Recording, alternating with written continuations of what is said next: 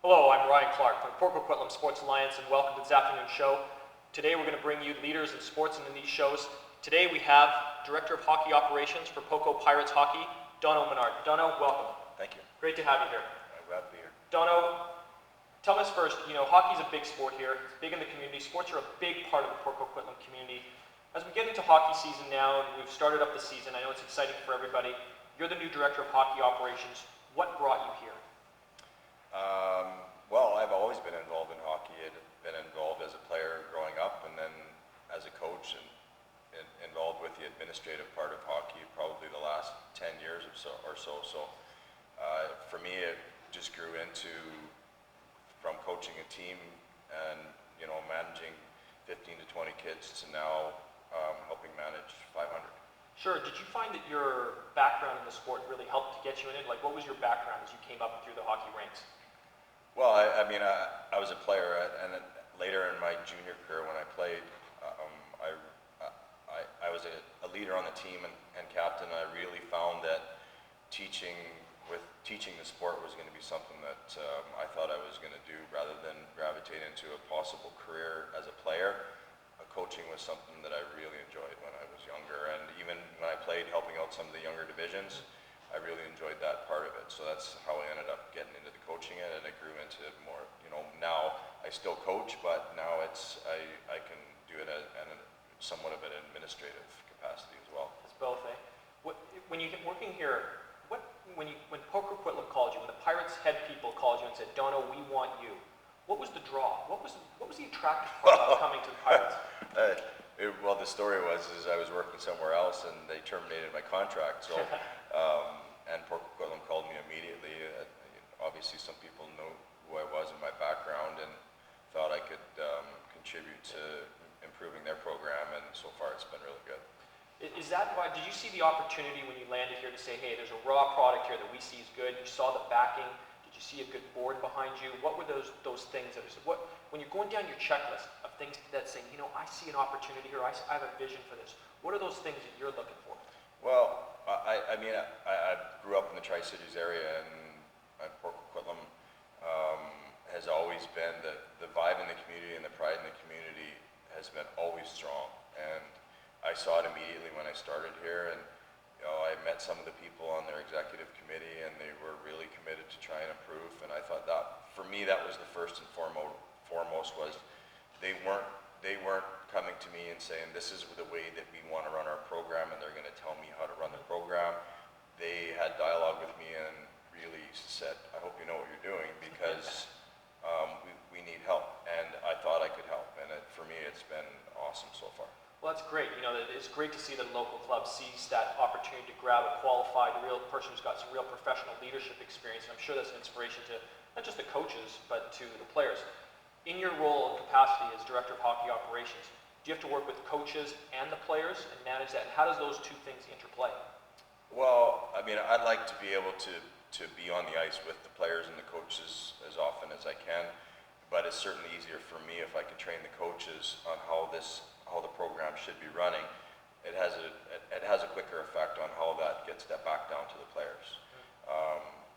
But we have various skill levels in our program, and we have a high performance program, and we have a recreational program. So, you have to be careful that you cater to both of those streams. Sure, I see what you're saying. You can't just go all high performance or all. Both have to be looked after in their own unique ways. Yeah. When you're dealing, I know you're going to have to deal with parents a lot. And one of the biggest challenges in youth sports is how do we kind of talk to our families? Because I know one of the biggest parts of youth sport is managing that drive into a game or training and that drive out of a game or training.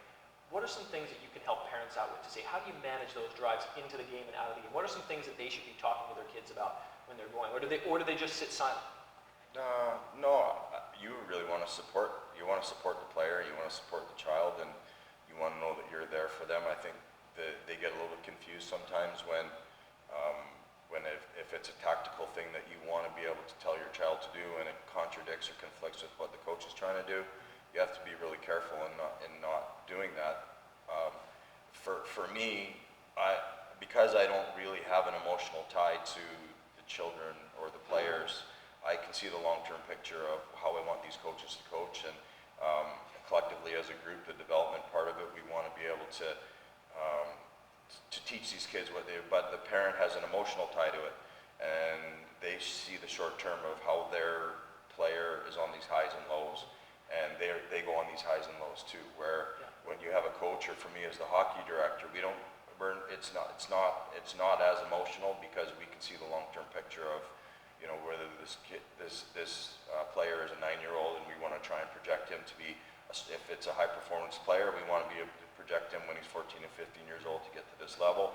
We have an idea of how that plays out. So it's really explain to the parents the process. Yeah. This is going to be a bit of a longer-term vision here, but patience, don't worry, we've got the professionalism to see it through. Yeah, and often, you know, whatever it is they're emotional about, it's not going to matter in 24 hours, it's not going to matter in a week, but we know that, but they feel it emotionally. Sure. So sometimes that's difficult for them to be able to not to try and protect their child or to build their child up in disappointment. Where do you find your role and time is best spent when you're on the ice? I appreciate there's a lot of administration stuff in the background of organizing, a lot of moving parts.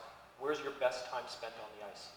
Well, I mean, I'm only one person to be in one place at one time, so I want to try and teach these coaches the proper way of teaching these kids on how to do these technical skills, for example. And then from a tactical standpoint, you have to be careful not to have coaches to move ahead too quickly where the skill level is not there, and they're trying to teach a tactical situation where the steps that need to lead up to the skill development the children aren't there yet with the skills. So the end game isn't, you can't put the cart before the horse with the tactical situation until they can put the skills together for the outcome of that situation to improve. Interesting. In a word, why would, when parents have a lot of options to go play different sports, especially in our community, which is so sport rich, why come play for the Pirates? Well, if you live in PoCo, I mean, if you live in PoCo, you have to play for your community. It's the same with Port Moody, or if you live in Coquitlam, that's where you play. But of all my sport options, yeah. Why hockey and why with PoCo Pirates? Well, I mean, hockey's a passion in Canada. First of all, it's clear that that's the case. But you know, I think probably a lot of people find that their decision would be based on financial, and hockey's nowhere near as expensive as people make it out to be. I think that, you know, by comparison, it's around $10 an hour, whereas it would be similar to some of these other sports, but it's got this. It's got a bit of a reputation of being very costly at the younger levels, where it's not. It does add up if you get into the high performance programs and your child is really good and you want to spend the extra money to get some of these extra things for them. But for me, I think that it's a little bit false for people to believe that hockey's as expensive as it's made out to be. But also that locker room camaraderie, hard to beat. Yeah, it is hard to beat. I suppose there's not that many locker room type scenarios in some of the other sports, and that's something that throughout my career, I still play on Monday nights as the old timers, and it's a big part. It's a big part of it. Absolutely. Yeah, I would think it's game still night. fun to be with those friends. Yeah. And those are the ones I would think that the kids take back for years and years, 20, 30 down, and probably you even to this day can think back to your youth career. Oh, for sure. All right, Doneau, thanks very much for joining us today. We really appreciate your time. You're welcome. Continued success here with the Pirates. I appreciate you Best having of luck. Thanks everyone for joining us today. I'm Ryan Clark from Port Coquitlam Sports Alliance, and we're here to bring you the best in sport locally as we build one of the top sporting communities in British Columbia.